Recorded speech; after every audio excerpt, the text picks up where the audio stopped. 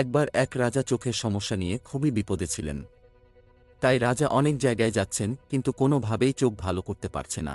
পরে সে রাজা সন্ধান পেলেন তার রাজ্যের বনে এক সন্ন্যাসী থাকেন, যে সন্ন্যাসী সব ঠিক করে দিতে পারে।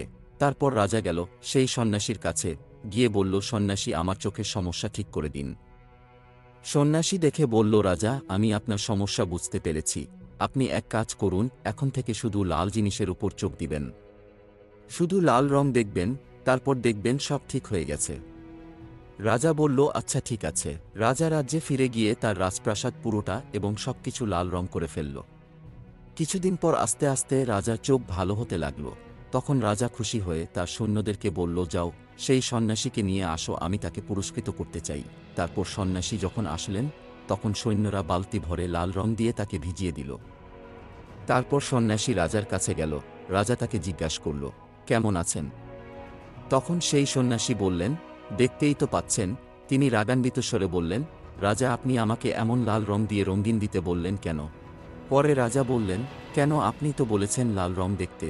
রং না দিলে পরে আপনাকে দেখলে তো আমার চোখে সমস্যা হবে, তাই। তখন সন্ন্যাসী বললেন, রাজা, আপনি তো একটা লাল চশমা পরলেই পারতেন। তখন রাজা বললেন, আরে সত্যি তো। রাজা লজ্জায় পড়ে গেলেন। তারপর সন্ন্যাসী বলল, দেখেছেন রাজা, আমরা সমস্যায় পড়লে আশেপাশের সবকিছু পরিবর্তন করতে চাই, কিন্তু সমস্যার সমাধান যে আমাদের ভিতরই আছে তা লক্ষ্য করি না। আমাদের নিজেদের বদলাতে বড় বড় কোনো দেশে যেতে হবে না, নিজের দেশে থেকেই নিজেকে বদলাতে পারব। আমার বদলালে আমাদের পরিবার বদলে যাবে। গল্পের শিক্ষা, আমরা নিজেদের অনেক সমস্যাগুলো চাইলেই নিজের মধ্যে সামান্য পরিবর্তন এনে প্রতিকার করতে পারি। যেমন বাংলাদেশের সকল মন্ত্রী এমপিদেরকে পরিবর্তন করে নতুন করে সাজাতে হবে।